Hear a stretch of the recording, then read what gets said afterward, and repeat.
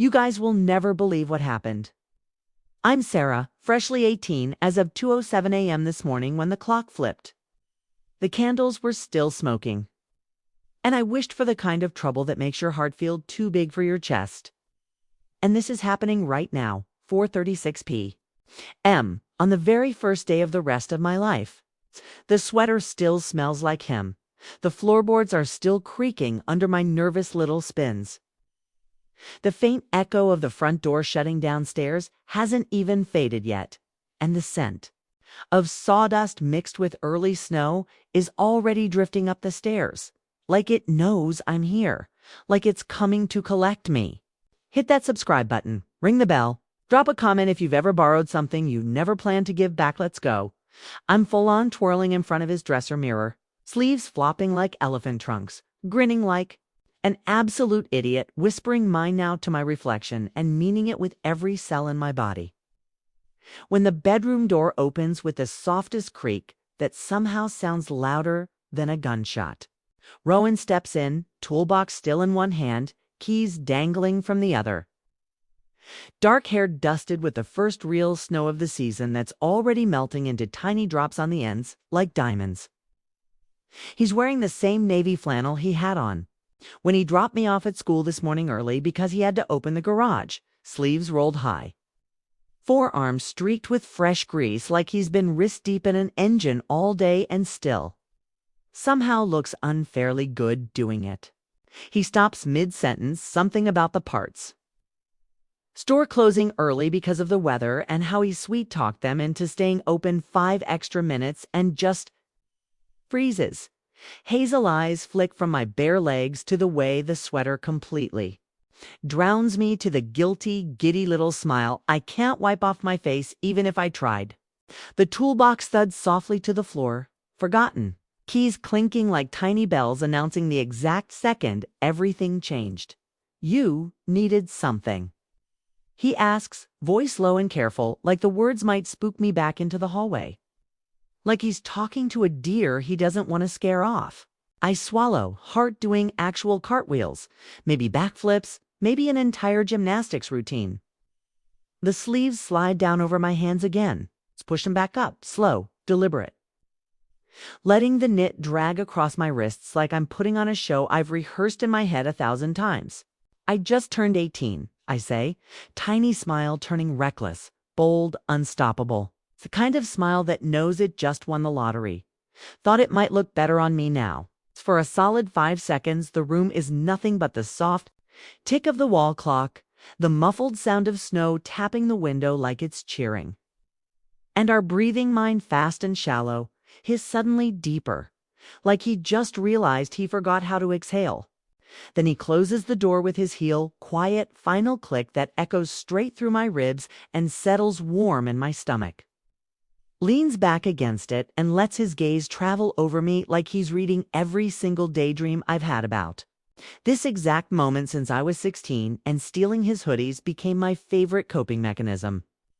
Since the night I fell asleep on his couch watching old movies and woke up with his jacket tucked around me and his fingers brushing hair out of my face. Looks like you thought, right? He murmurs, voice rougher now. Like gravel and honey in every late-night voice memo I never sent. The air thickens, sweet and electric, the kind that makes the hairs on my arms stand up and my knees forget how legs work, the kind that makes the room feel 10 degrees warmer and 1,000 times smaller. I take one step toward him. The hem brushes my thighs. The sleeves flop dramatically like they're applauding. He doesn't move, just watches, eyes darkening from warm hazel to something deeper. Hungrier. Something that looks a lot like the way he looked at me last summer when I wore his old band tee to bed after a bonfire and pretended I didn't notice him staring. I can take it off, I offer, voice barely above a whisper. Fingers already curling into the hem like a dare, lifting it just an inch so the cold air kisses the skin underneath and his eyes track the movement like it's the only thing in the universe. He pushes off the door, crosses the room in 3 slow, deliberate strides that somehow feel both too fast and not fast enough. stops just close enough that the sweater brushes his chest, and I have to tip my head back to keep eye contact. Close. Enough that I can see the tiny flecks of gold in his eyes and the faint scar on his jaw from the time he tried to teach me how to use a torque wrench, and I dropped it on both of us. "Keep it on," he says, voice rough like he's been holding the words back for years and they're finally breaking free. Looks perfect exactly where it is. His hand lifts, thumb tracing the thick knit along my collarbone. Slow, reverent. Like he's been imagining this for longer than I've been legal. Like every time I borrowed his clothes, he was picturing this exact moment. The touch burns through the wool straight to my skin, and I swear I stop breathing. I tilt my head up. Our foreheads touch. Cedar, snow, faint trace of motor oil, and the warmth of his breath mingling with mine. "Sarah," he warns my name. Soft and careful and completely, beautifully undone, like he's saying it for the first time and the last time all at once. "I'm not cold anymore," I whisper, and it's the truest thing I've ever said. It's the most honest 4 words I've ever let out of my mouth. He kisses me, then slow. It's deliberate, like he's been holding it back since the first time I stole his hoodie at 16 and pretended it was an accident, since the night I fell asleep on his couch and woke up with his jacket tucked around me and his fingers brushing hair out of my face. Since every single time he looked at me like I was already his and he was just waiting for the world to catch up. My hands still lost in the sleeves fist in the sweater at his waist. His palms slide to my jaw, thumbs brushing my cheeks like he's memorizing the exact shape of this moment. Like he's afraid I'll vanish if he lets go even for a second. We end up on the bed, sleeves still swallowing my hands. It's flannel half unbuttoned because my clumsy sweater paws couldn't manage the buttons. Sunlight striping us in gold like the universe is spotlighting its favorite scene. The toolbox sits forgotten by the door next to my abandoned hoodie-like evidence. Outside, the snow keeps falling, silent and perfect, muffling the whole world so it's just us and the soft sounds we're making and the way his name tastes in my mouth when I finally say it out loud. At 5:47, the light turns amber, the room glowing like it's on fire in the softest, slowest way. He pulls back just enough to rest his forehead against mine, breath warm and shaky against my lips, eyes searching mine like he's checking I'm real. "Still borrowing?" he asks, voice gravel and wonder and something that sounds a lot like forever. Keeping eye correct, pushing one ridiculous sleeve up so I can finally touch his face properly. Trace the line of his jaw, the scar, the place where his pulse is hammering just as hard as mine. He smiles real reckless, the kind that crinkles his eyes and makes the grease smudge on his cheek look like art, and kisses me again, slower this time, like punctuation, like a promise. Like the first line of the rest of our story, written in charcoal, wool, and snow, and 18 years of waiting. We stay tangled until the snow turns, the window completely white and the room dims to twilight blue. He traces lazy circles on my back through the sweater. Kate tells me about the first time he noticed I started stealing his clothes, junior year.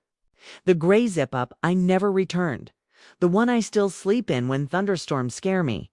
I admit I still have it folded under my pillow, that I wore it last night while I counted down the minutes to midnight. He laughs into my neck, the sound vibrating through both of us, warm and perfect. He tells me about the night last summer when I fell asleep on his couch after the lake party, and he carried me to the guest room and almost kissed me then, but didn't because you were 17, and I'm not that guy. I tell him I was awake for 30 seconds of it.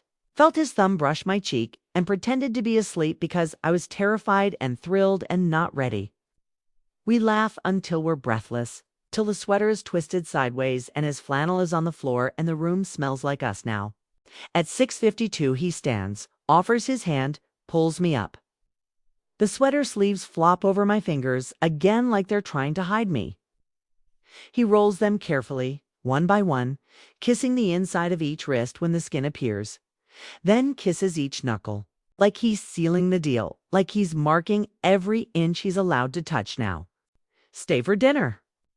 he asks, voice soft, snow still melting in his hair. "I'm never giving this back," I answer. tugging the collar up over my nose and breathing him in. "Good," he says, and tugs me downstairs, sweater and all, barefoot and laughing, and 18 and finally his. Sarah winks at the camera phone propped on the dresser. Red light blinking, sweater sleeves flopping over the lens like victory flags, snow still falling outside the window. And that's how borrowing his sweater became. Everything how one. Quiet, snowy afternoon turned into the moment I stopped pretending and started keeping forever. Some things fit better when they're stolen. Like subscribe. Ring the bell, comment your boldest just borrowing moment, just turned 18, just walked off with his sweater. Never looked back.